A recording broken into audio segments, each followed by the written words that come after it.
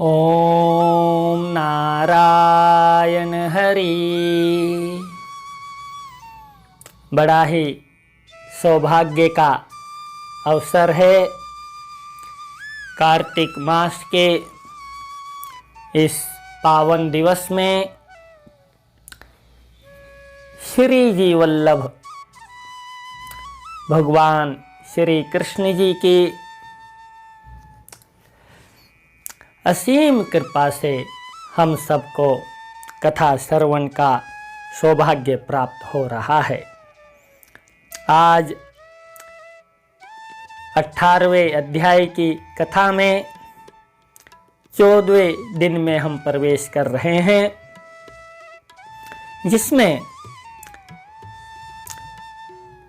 राधिका श्री कृष्ण की प्रिय गोपी कैसे बनी।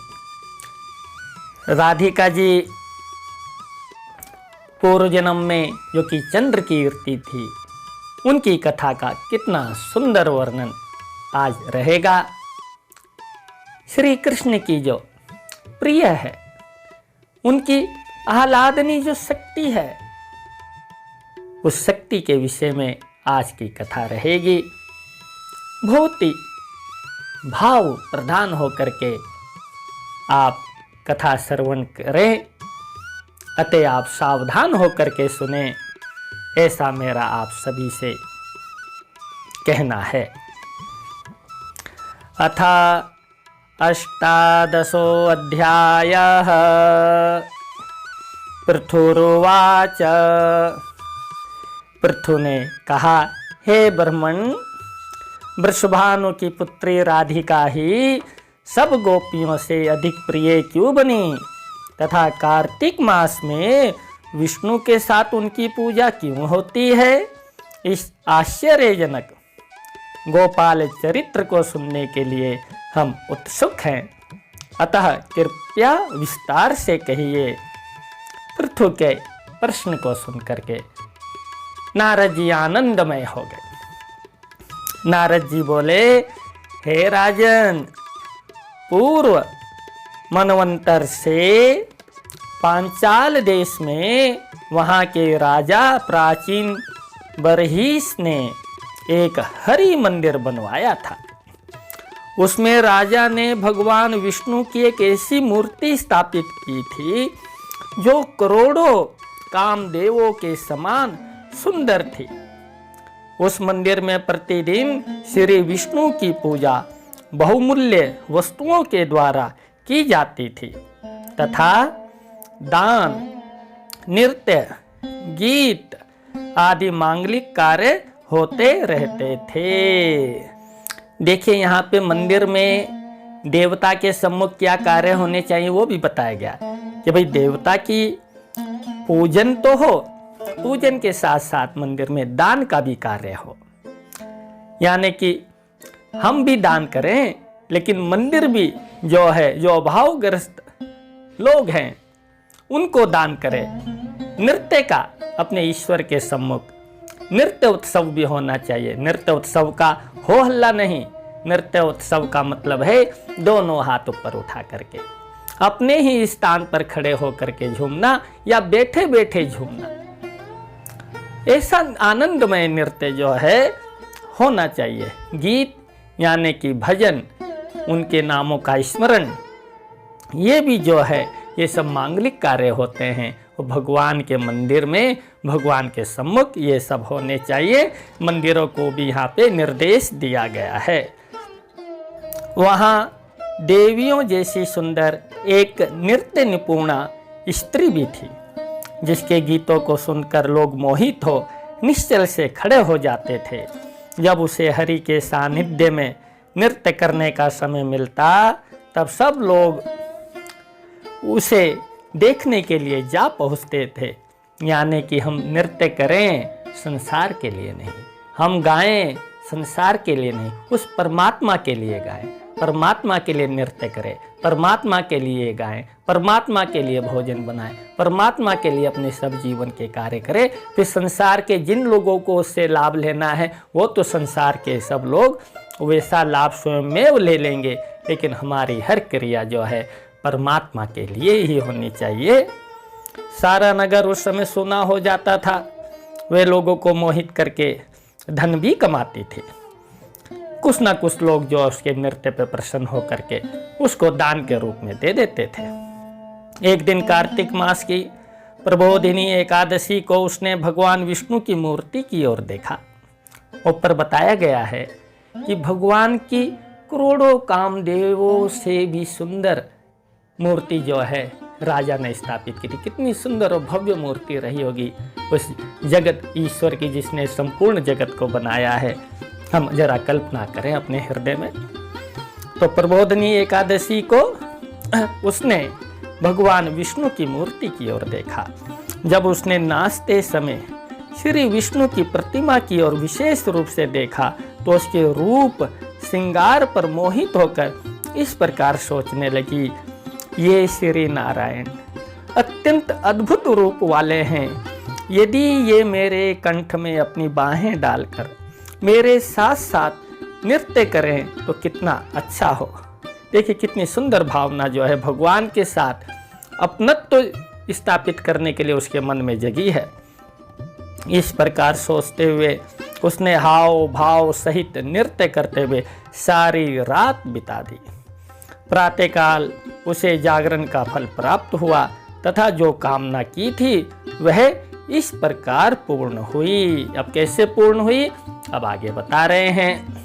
सच्चे मन से जो भी कामना होती है ईश्वर उसे अवश्य पूरी करते हैं भैया, इसमें कोई संदेह नहीं है। सच्चे मन से हम जहाँ पुकारेंगे ईश्वर उधर अवश्य ही पहुँचेंगे, इसमें कोई संदेह नहीं है। ये बात आप गांठ बांध करके रखिए। लेकिन मन सच्चा, मन में लोभ नहीं, मन में कामना नहीं, किसी प्रकार की वासना नहीं होनी चाहिए उसकी पुकार में। ठीक है। कुछ वर्षों के बाद जब वे अपने संपूर्ण धन का दान करके मृत्यु को प्राप्त हुई तो स्वर्ग में पहुंचकर देवांगना बनी। वहां भी वह रूप यौवनशालिनी तथा संगीत में निपुण थी। एक समय उसने स्फटिक पत्थर के भीतर अपना रूप देखा। स्फटिक पत्थर इतना मतलब सफ़ेद होता है, इतना वो होता है कि उसमें अपना रूप जो है दिखाई देता है। जब बाल कृष्ण नंद के घर में खेलते हैं तो स्फटिक के खंबे लगे हुए हैं। स्फटिक के खंबे में जब वो घुटनों के बल चलते हुए उस खंबे के पास पहुंचते तो उस खंबे में कृष्ण को अपनी छवि दिखाई देती है। फिर वो उसको पकड़ने के लिए दौड़ते कि आहा, अरे इस खंबे में इतना सुंदर बालक कौन है। अब उन्हें ये थोड़ी है कि भाई मैं हूँ, वो कहते हैं ये कोई और है, इसके साथ मैं खेलूंगा, इसे पकड़ूंगा। तो उसे पकड़ने का वो प्रयास करते हैं।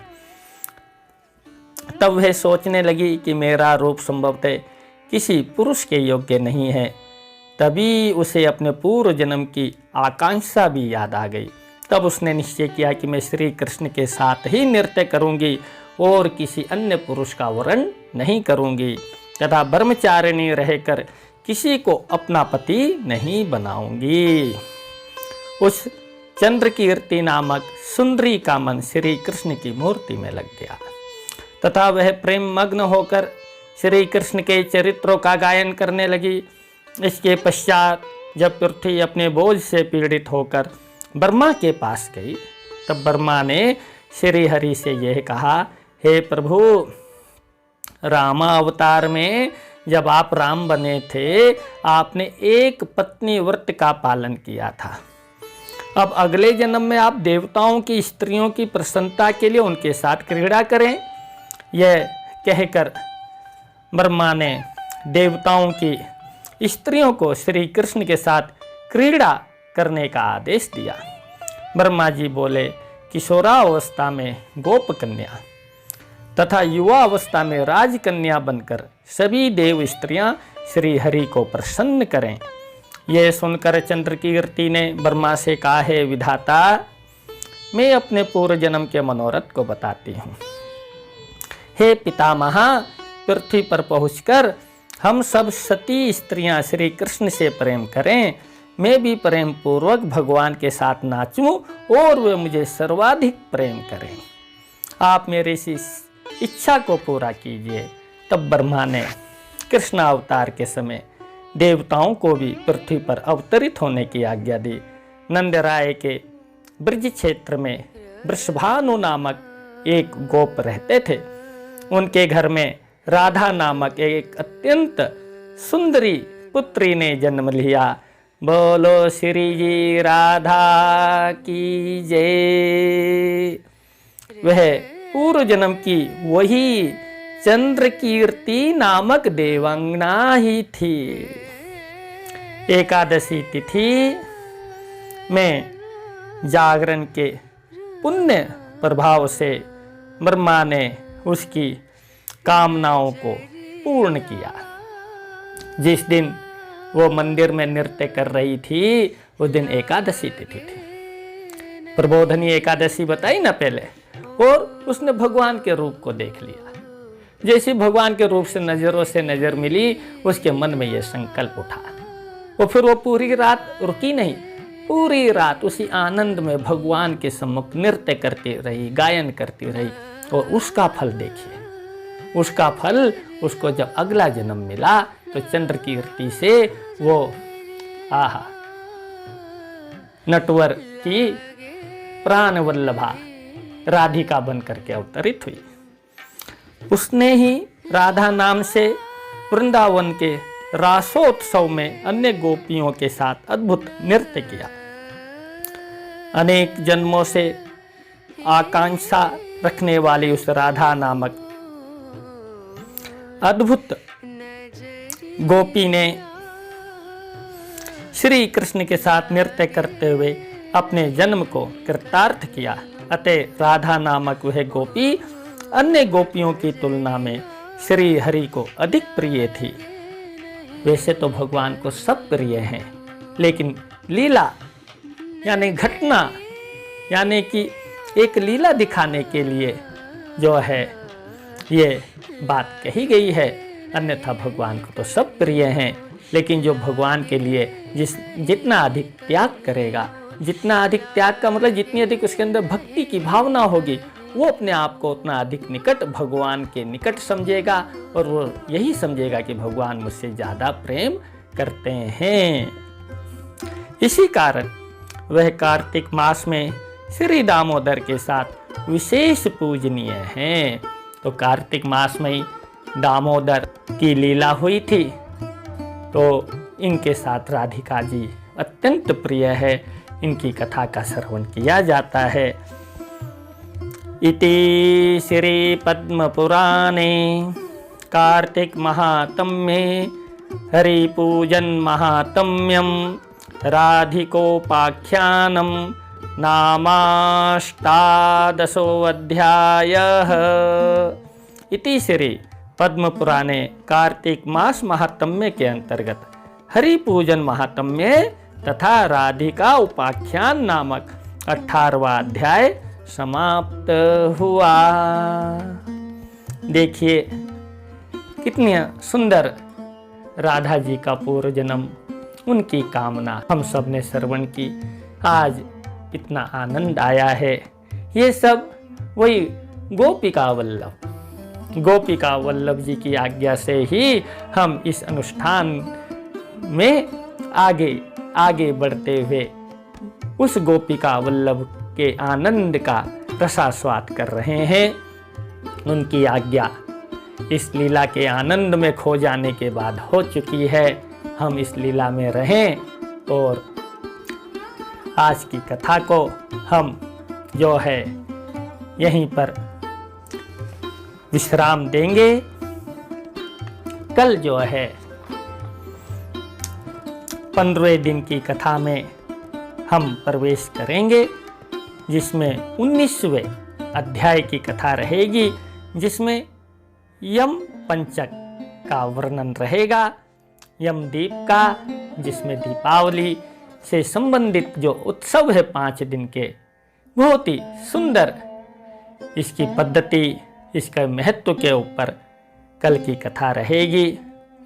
आज की कथा को तदीय वस्तु गोविंदम त्वमेव समर्पयेत् उन्हीं का आनंद समर्पित करते हुए, क्योंकि जब हम देंगे तो हमें उससे 10 गुना 100 गुना पता नहीं कितने गुना प्रभु लौटाएंगे। प्रभु का आनंद हमें मिला, हम प्रभु की प्रसन्नता के लिए उस आनंद को समर्पित कर रहे हैं, वही आनंद फिर प्रभु हमें देंगे। यह आदान प्रदान चलता रहेगा और आनंद बढ़ता जाएगा। कथा को विराम देते हैं। ओम नारायण